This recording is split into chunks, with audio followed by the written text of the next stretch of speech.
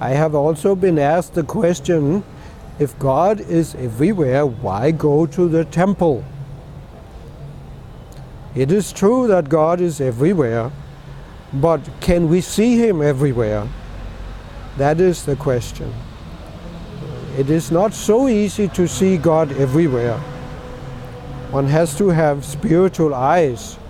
One has to have actually see through the eyes of Shastra, of the knowledge coming down in the scriptures from the great sages.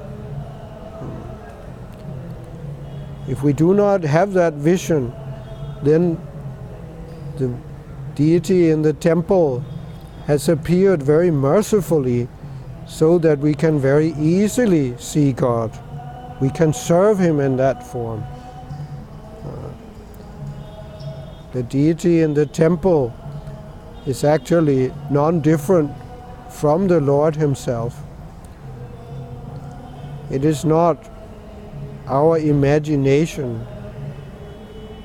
The temple worship is a very authorized way of approaching God, which is given to us by God Himself in the Vedic scriptures.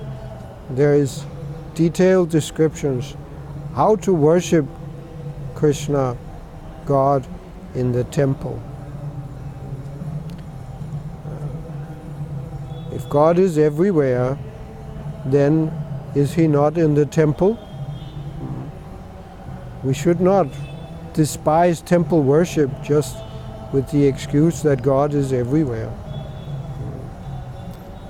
If we are so advanced that we can see God everywhere, then why are we so attached to the things that have nothing to do with God? Why are we so absorbed in our own selfish desires, which is not connected with the pleasure of God?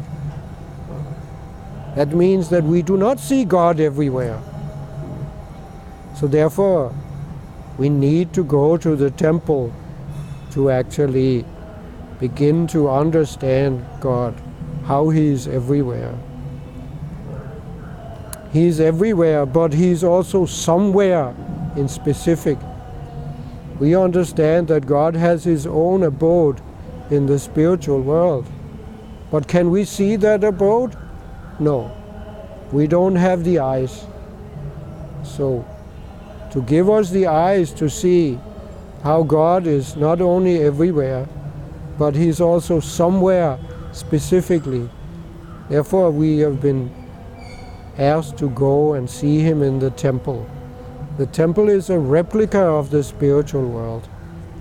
And by training our eyes, by purifying our eyes, by seeing the form of the Lord in the temple, by serving the Lord in the temple, we will eventually also see God in this original abode in the spiritual world. Hare Krishna.